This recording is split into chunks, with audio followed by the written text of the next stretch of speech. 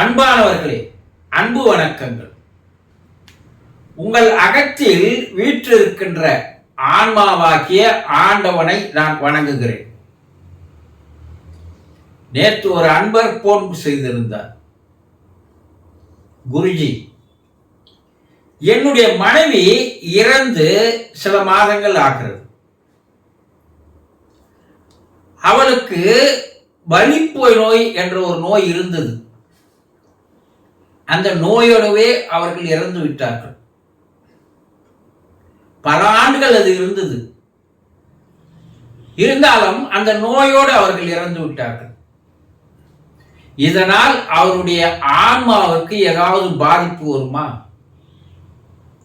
இல்லை நமக்கு ஏதாவது பாதிப்புகள் ஏற்படுமா என்று ஒரு கேள்வி கேட்டிருந்தார். உன்னை நல்லா புரிஞ்சுக்கணும். நீங்க ஆன்மா என்பது அழிக்க முடியாதது.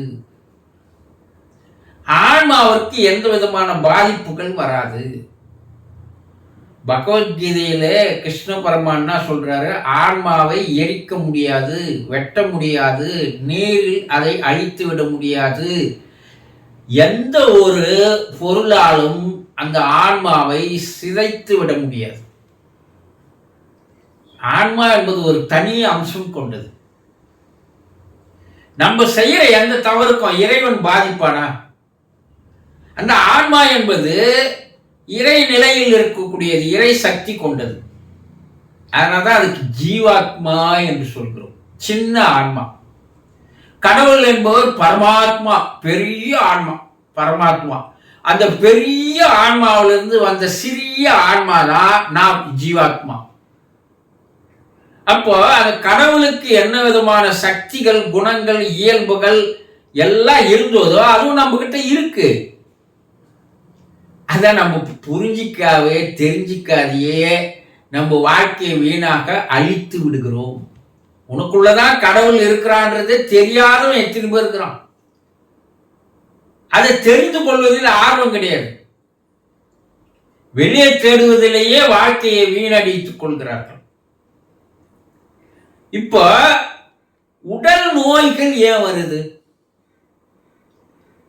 நாம் சாப்பிடுகின்ற தவறான உணவின் மூலமாக நோய்கள் வருகிறது.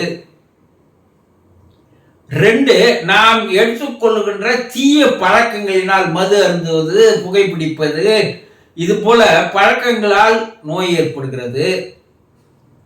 புகையிலையால கேன்சர் ஏற்படுதுன்னு சொல்றாங்க இல்லையா? மதுவால கல்லீரல் அழிந்து போகும்னு சொல்றாங்க. இதெல்லாம் நாம தேடிக்கொண்டு நம்முடைய உடலுக்கு வர வைக்கின்ற வியாதிகள். கர்மா என்று ஒன்று உண்டு. அதை நீங்க டீப்பா புரிஞ்சுக்கிறதுக்கு விலாவரியா தெரிஞ்சுக்கணும். அடப்போப்பா, கர்மாவாவது விதியாவது இப்படி ஒருத்தன் பேசுறான்னா அவனுடைய அறிவு மழுங்கி போயிருக்கிறது. அதனால அவன் அப்படிதான் பேசுவான். பேசுறவனெல்லாம் பெருசா எடுத்துக்காதீங்க. ஏன்னா அவனுக்கு ஞானம், விழிப்புணர்வு என்பது இல்லை. அப்போ அந்த கர்மாவினால் வரக்கூடிய நோய்கள் இருக்கிறது. இதுல சில நோய்களை குணப்படுத்திக் கொள்ளலாம், சில நோய்களை குணப்படுத்தவே முடியாது. அந்த நோயோடவே தான் வாழ்ந்து இறந்து போக வேண்டும்.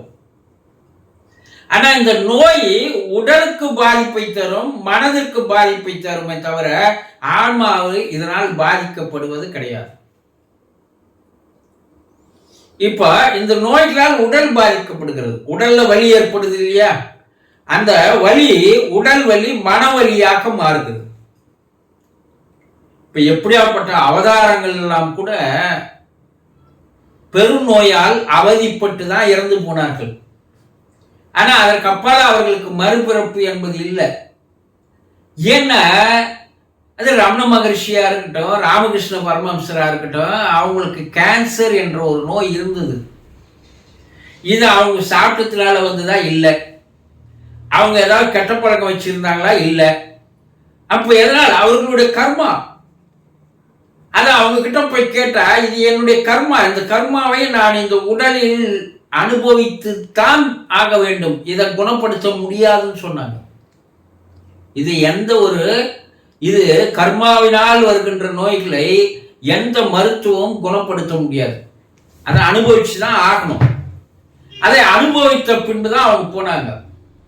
அப்போ இது போல பெரிய நோய்கள் வரும்போது அது கர்ம வினையினால் வருகின்ற பாதிப்புகளை தவிர அது அவர்களுடைய உடலை பாதிக்க செய்யும், அவர்களுடைய மனதை பாதிக்க செய்யுமே தவிர அவர்களுடைய ஆன்மாவை எந்த விதத்திலும் அது பாதிக்காது.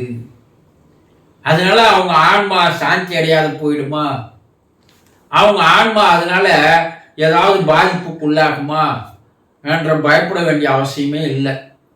அந்த ஆன்மாவில் நமக்கு எதுனா பாதிப்பு ஏற்படுமா அப்படின்னா உலகத்தில் இறந்து போன ஆன்மா எல்லாரையும் பாதிச்சிருக்கணும். ஏன்னா அந்த அளவுக்கு அவர்கள் மனம் புண்பட்டு இறந்து போனவர்கள் எவ்வளோ பேர் இருப்பாங்க. பெற்றவர்களை பிள்ளைகள் அனாதியாக விட்டு அவர்களெல்லாம் மனம் வெந்து போய் செத்து போனா அவங்க பிள்ளைகளை பழி வாங்கியிருக்கணும் இல்லையா? ஆன்மா யாரையும் பழி வாங்குவது கிடையாது. அது ஒரு தனி பிரகாசமான ஒரு தெய்வீக ஒளி கொண்டது. அதனால எந்த பாதிப்பு நமக்கும் கிடையாது, நம்மால அவர்களுக்கு பாதிப்பும் கிடையாது. ஆக பயப்பட வேண்டிய அவசியம் இல்லை. ஆனா அந்த ஆன்மா சாந்தி அடைவதற்கு நாம் தொடர்ந்து பிரார்த்தனை செய்து வந்தால் அந்த ஆன்மா சாந்தி அடையும். இதை நன்றாக புரிந்து கொள்ளுங்கள். சந்தோஷம்.